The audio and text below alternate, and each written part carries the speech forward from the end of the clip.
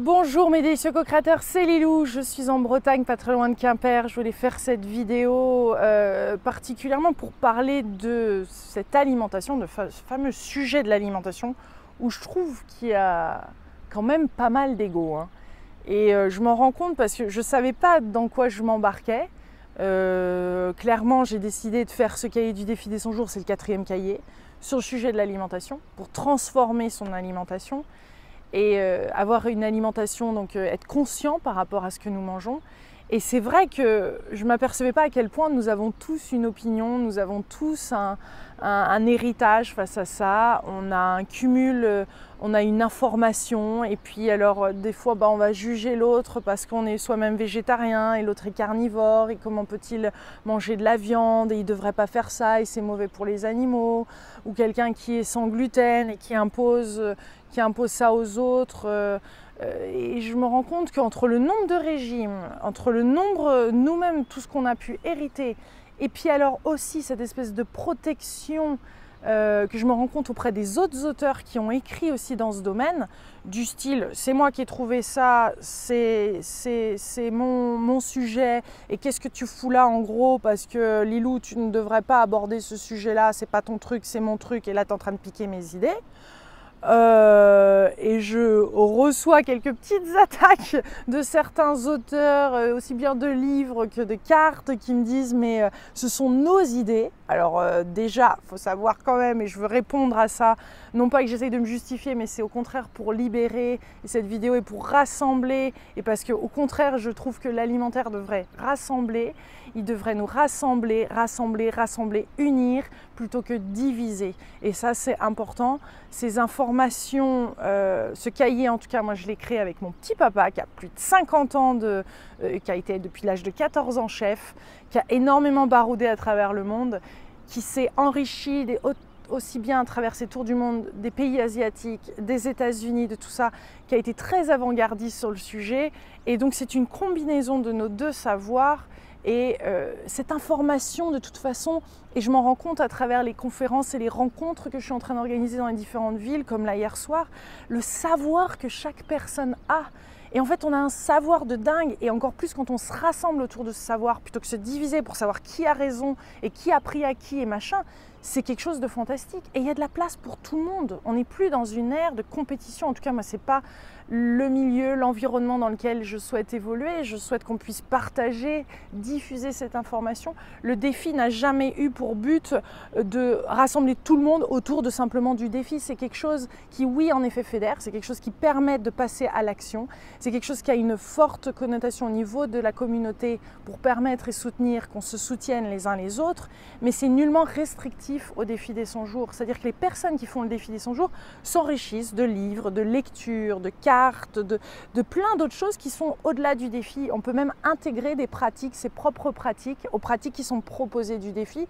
Des pratiques telles que le tableau de vision, la méditation, de faire du sport régulièrement, de méditer comme je viens de le dire, de créer une intention en début de journée, d'être dans la reconnaissance, de faire un bilan en fin de journée. Et puis au-delà de tout ça et toutes les pratiques qui sont proposées, les outils, il y a ceux que nous, on a envie d'intégrer. Et quel que soit son mode alimentaire, on peut le faire. Donc j'ai envie de dire à tous ceux qui sont dans la critique et tout, en me voyant faire ces vidéos, en me voyant parler de ce sujet, il n'y a rien de plus naturel. Et j'ai envie de dire heureusement qu'il y a des non-experts de la diététique et de la nutrition qui mettent enfin leur nez là-dedans et qui osent proposer quelque chose de nouveau, où principalement la clé du défi, et la clé, je trouve, pour tous, c'est de mettre de la conscience, c'est de mettre de l'amour, c'est de mettre de la présence dans tout ça, c'est d'écouter son corps au quotidien, c'est d'écouter ses messages et de ressentir si tel jour on a besoin de tel aliment, est-ce que ça va nous convenir, comment notre corps réagit, comment il fonctionne, quel est le plaisir que je vais prendre, aller au-delà de la culpabilité, être dans cette bienveillance. Et c'est ça qui est en train de se passer, c'est qu'on a envie, et c'est pour ça que c'est une révolution, c'est de réinventer sa façon de manger, c'est de retrouver son pouvoir personnel, c'est de retrouver sa sagesse intérieure et de s'aimer tout au long du chemin, tout au long de ce développement. Et c'est pareil pour les autres défis, ça a été construit de la même façon, sauf qu'ici ça a été enrichi.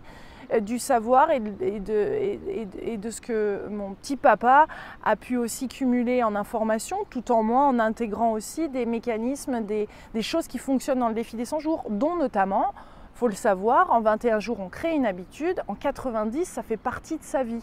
Donc au-delà de 90 jours, quand on fait le défi des 100 jours en 100 jours, eh bien on bénéficie de cette communauté, de cette régularité, de cette fréquence qui fait que au-delà de 90 jours, ça devient un style de vie. Si on a pratiqué la gratitude, si on a pratiqué cette écoute du corps, si nous avons pratiqué de faire un bilan quotidien, de voir le positif et qu'est-ce que je peux apprendre de tout ça, qu'est-ce que je peux apprendre de ce que je suis en train de vivre en ce moment, va nous permettre d'évoluer, zéro doute, va nous permettre de grandir, d'évoluer, non seulement au niveau de notre alimentation, mais aussi au niveau de notre vie, parce qu'on sait très bien que l'alimentation est au cœur de tout.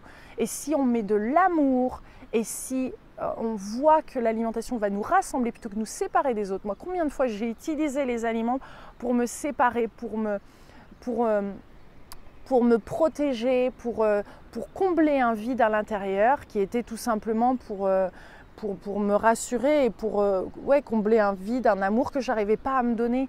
Alors que l'aliment n'est pas là pour être un carburant, il y a quelque chose de sacré, il y a quelque chose de grand. Comme le dit très bien Pierre Rabhi, c'est pour ça qu'avec papa, on a décidé de donner 50 centimes pour chaque cahier vendu, quel que soit l'endroit où ce cahier est vendu. On va redonner 50 centimes à l'association Colibri. Parce que c'est ça, c'est en plantant ces petites graines, c'est en aidant, c'est en contribuant, c'est en changeant sa consommation. Oui, on va continuer de faire des erreurs, mais c'est comment nous allons accueillir pas à pas ces différences. Et surtout, s'il vous plaît, pour tous ceux qui sont dans cette industrie de la diététique, de l'alimentation et tout, moi je vois des grandes différences dans la manière dont ce cahier est reçu et je vois tout de suite l'ego des gens, ce qui se passe parce que c'est énorme. Par exemple, le professeur Henri Joyeux, qui est absolument marrant, hilarant, avec énormément d'informations et de savoir, et Christine Joyeux, sa femme également, sont inclus dans ce cahier. Il y a un exercice qui est dédié à Christine Joyeux sur apprendre des enfants, un mercredi d'ailleurs. Et quand ils l'ont reçu, ils ont immédiatement dit « mais on te soutient ». Professeur Joyeux a dit « mais je mettrai ça dans ma newsletter, je vais le diffuser ». Et ça a été un des seuls, pour l'instant, un des premiers dans ce domaine-là, à vouloir faire passer cette information. Parce que ce cahier n'existe pas encore. On en est très fiers avec mon père parce qu'il est nouveau, parce qu'il ne vient pas de quelque chose qui est moulé, qui est dogmatique, qui est enfermé, où on dicte quoi manger, quoi faire, comment faire ci, comment faire ça. Non, c'est dans l'expérience, dans l'ouverture, dans le défi. Donc non, nous n'avons pas piqué des idées. Oui, nous sommes complètement dans cet élan de vouloir soutenir, aider, nous soutenir aussi nous-mêmes dans notre propre démarche de transformation. Et on souhaite que vous allez faire ce défi et que vous allez accepter de faire ce défi avec nous, que vous allez découvrir quelque chose de nouveau par rapport à votre alimentation, par rapport à votre éveil, par rapport à votre quotidien. Ça va ouvrir d'énormes portes de conscience. Et moi, je vous embrasse très très fort.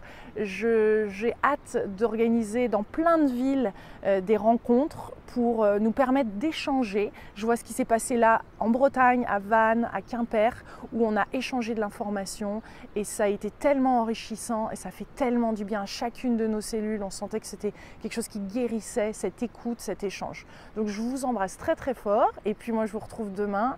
Gros bisous, Bédicieux Co-créateur. Bye!